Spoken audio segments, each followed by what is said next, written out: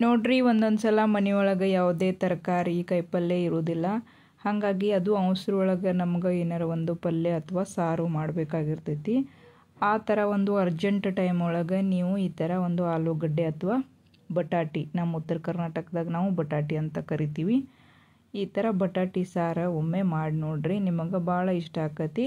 ನಮಸ್ಕಾರ ಎಲ್ಲರಿಗೂ, ವೈಶ್ಯಸ್ ಕಿಚನ್ಗೆ ಸ್ವಾಗತ. ಬರ್ರಿ ಈಗ ಲೇಟ್ ಮಾಡಲ್ದಾರ ಈ ಬಟಾಟಿ ಸಾರು ಹೆಂಗೆ ಮಾಡೋದಂತ ನೋಡ್ಕೊಂಡು ಬರೋಣ. ಈಗ ನಾನಿಲ್ಲಿ ಒಂದು 4 ಆಲೂಗಡ್ಡೆ ಅಥವಾ ಬಟಾಟಿನ ಸ್ವಚ್ಛಗೆ ತೊಳೆದಿಟ್ಕೊಂಡೇನ್ರಿ. ಈಗ ಇವನ್ನ ಒಂದು ಕುಕ್ಕರ್ ಒಳಗೆ ಹಾಕ್ಕೊಂಡು ಇದಕ್ಕೆ ಒಂದು ಅರ್ಧದಷ್ಟು ನೀರು ಹಾಕಿ ನಾನು ಇವನ್ನ ಕುದಿಸಾಕ ಇಟ್ಕೋತೀನಿ ನೋಡ್ರಿ.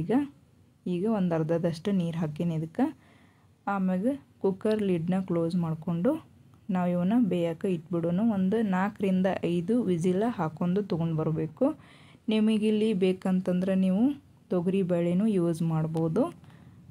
ಆಮ್ಯಾಗ ಈಗ ನಾನು ಗ್ಯಾಸನ್ನ ಹಚ್ಕೊಂಡ್ಬಿಟ್ಟು ಈ ಕುಕ್ಕರ ಇಟ್ಕೋತೀನಿ ನೋಡ್ರಿ. ಈಗ ಇದನ್ನು ಸಿಟಿ ಹಾಕಕ್ಕೆ ಇಟ್ಬಿಡೋಣ.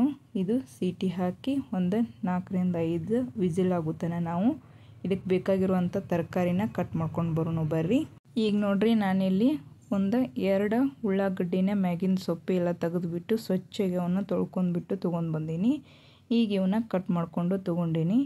ಮತ್ತು ರೀ ಇಲ್ಲಿ ನಾ ಮಾಡೋ ರೆಸಿಪಿ ಒಳಗೆ ಕರ್ನಾಟಕ ಮತ್ತು ಮಹಾರಾಷ್ಟ್ರ ಎರಡೂ ಮಿಕ್ಸ್ ಅದಾವೆ. ನಿಮಗೆ ಯಾವ ಥರ ರೆಸಿಪಿ ಬೇಕಂತ ಕಾಮೆಂಟ್ದಾಗ ತಿಳಿಸ್ರಿ, ನಾನು ನಿಮ್ಗೆ ಅವನ್ನ ರೆಸಿಪಿನ ಶೇರ್ ಮಾಡೋಕ್ಕೆ ಟ್ರೈ ಮಾಡ್ತೀನಿ. ಈಗ ಉಳ್ಳಾಗಡ್ಡಿ ಹೆಚ್ಕೊಂಡಿದ್ದಾದ್ಮ್ಯಾಗ ಈರುಳ್ಳಿನ, ಆಮ್ಯಾಗ ಸ್ವಲ್ಪ ಇಲ್ಲಿ ನಾನು ಕೊತ್ತಂಬರಿನ ಸ್ವಚ್ಛಗೆ ತೊಳೆದು ತೊಗೊಂಡೀನಿ, ಅದನ್ನು ಕಟ್ ಮಾಡಿ ಇಟ್ಕೊಂಡೀನಿ. ಆಮ್ಯಾಗ ಸ್ವಲ್ಪ ಕರಿಬೇವನ್ನು ತೊಗೊಂಡೀನಿ. ಈಗ ಇದು ಖಾರ ನೋಡ್ರಿ, ನಮ್ಮ ಉತ್ತರ ಕರ್ನಾಟಕದ ಇದು ಮಸಾಲೆ ಖಾರ. ಇದ್ರದ್ದು ಏನಾರ ನಿಮ್ಗೆ ಯಾವ ಥರ ಮಾಡೋದಂತ ಮಾಹಿತಿ ಬೇಕಾದ್ರೆ ಕಾಮೆಂಟ್ ಮಾಡಿ ತಿಳಿಸ್ರಿ. ಇದು ಮಸಾಲೆ ಖಾರ ವಿಡಿಯೋನು ನಾ ಹಾಕ್ತೀನಿ ನಿಮಗೆ. ಇದನ್ನು ಸ್ವಲ್ಪ ಖಾರನೂ ತೊಗೊಂಡೇನಿ ನೋಡ್ರಿ. ಆಮ್ಯಾಗ ನಾನಿಲ್ಲಿ ರುಚಿಗೆ ಎಷ್ಟು ಬೇಕಷ್ಟು ಉಪ್ಪನ್ನು ಇಟ್ಕೋತೀನಿ ನೋಡ್ರಿ. ಇಲ್ಲೇ ಈಗ ಇವ ಮೇನ್ ಇಂಗ್ರೀಡಿಯೆಂಟ್ ಏನು ಬೇಕೆಲ್ಲ ತೊಗೊಂಡೇನಿ ನೋಡ್ರಿ ನಾನಿಲ್ಲಿ. ಆಮ್ಯಾಗ ಇದಕ್ಕೆ ಮೇನಾಗಿ ಹುಂಚಿಕಾಯಿ ಅಥವಾ ಹುಣಸೆ ಹಣ್ಣು ಬೇಕು. ಅದನ್ನು ಸ್ವಲ್ಪ ನೀರೊಳಗೆ ಹಾಕಿ ನೆನೆಸ್ಕೊಂಡು ಇಟ್ಕೊಂಡೇನಿ ನೋಡ್ರಿ. ಈಗ ಇವು ಮೇನಾಗಿ ಏನೇನು ಬೇಕು ನೋಡ್ರಿ ನಮ್ಗೆ ಸಾಮಗ್ರಿಗಳು ಅವನ್ನ ತೆಗೆದು ಇಟ್ಕೊಂಡೇನಿ. ಈಗ ಕುಕ್ಕರ ಲಿಡ್ ಓಪನ್ ಮಾಡಿಬಿಟ್ಟು ನಮ್ಗೆ ಯಾವ ಥರ ಇವು ಆಲೂಗಡ್ಡೆ ಕುದ್ದಾವಂತ ನೋಡೋಣ ಬರ್ರಿ. ಈ ಥರ ನಾವು ಒಂದು ಚಾಕು ಚುಚ್ಚಿರವು ಪೂರ್ತಿಯಾಗಿ ಚಾಕು ಒಳಗೆ ಹೋಗಬೇಕು, ಅಷ್ಟು ಬೇದಿರ್ಬೇಕು ನೋಡ್ರಿ.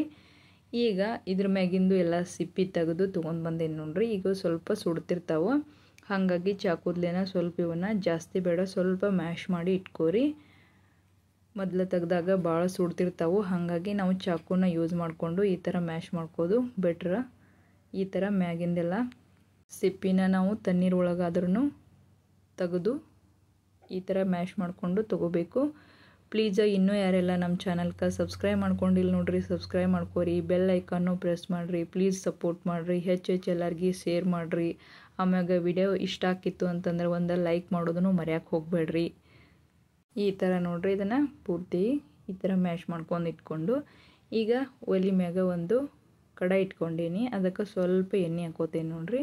ಎಣ್ಣೆ ಬಿಸಿ ಆದ್ಮ್ಯಾಗ 1 ಟೀ ಸ್ಪೂನ್ ಅಷ್ಟು ಜೀರಿಗೆ ಹಾಕ್ಕೊಂಡೀನಿ. ಆಮ್ಯಾಗ 1 ಟೀ ಸ್ಪೂನ್ ಅಷ್ಟು ಸಾಸ್ಮೆ ಹಾಕ್ಕೊಂಡೀನಿ. ಆಮ್ಯಾಗ ಸ್ವಲ್ಪ ಕರಿಬೇವು, ಆಮ್ಯಾಗ ನಾವು ಕಟ್ ಮಾಡಿ ಇಟ್ಕೊಂಡಿದ್ದು 1-2 ಉಳ್ಳಾಗಡ್ಡಿ. ಆಮ್ಯಾಗ ಇವನ್ನ ಚಲೋತ್ತಾಗೆ ನಾವು ಸ್ವಲ್ಪ ಫ್ರೈ ಮಾಡ್ಕೋಬೇಕು. ಇದು ಫ್ರೈ ಆದ್ಮ್ಯಾಗ ಇದಕ್ಕೆ ನಾನು ರುಚಿಗೆ ಎಷ್ಟು ಬೇಕಷ್ಟು ಉಪ್ಪು ಇವಾಗ ಹಾಕ್ಕೊಂಡ್ಬಿಡ್ತೀನಿ. ಅಂದ್ರೆ ಉಳ್ಳಾಗಡ್ಡೆ ಅನ್ನೋದು ನಮಗೆ ಬೇಗ ಮೆತ್ತಗಾಕೈತಿ. ಹಾಗಾಗಿ ಈಗ ಖಾರದ ಪುಡಿ ಹಾಕೋತೇನೆ ನೋಡ್ರಿ. ನಿಮಗೆ ಖಾರಕ್ಕೆ ಎಷ್ಟು ಬೇಕಷ್ಟು ನೋಡಿಕೊಂಡು ಖಾರಕ್ಕೆ ಅನುಗುಣವಾಗಿ ಖಾರನ ಹಾಕೋರಿ. ಆಮ್ಯಾಗ ಸಣ್ಣ ಹುಡುಗರದು ತಿಂತಿದ್ರೆ ಸ್ವಲ್ಪ ಕಮ್ಮಿ ಹಾಕೋರಿ.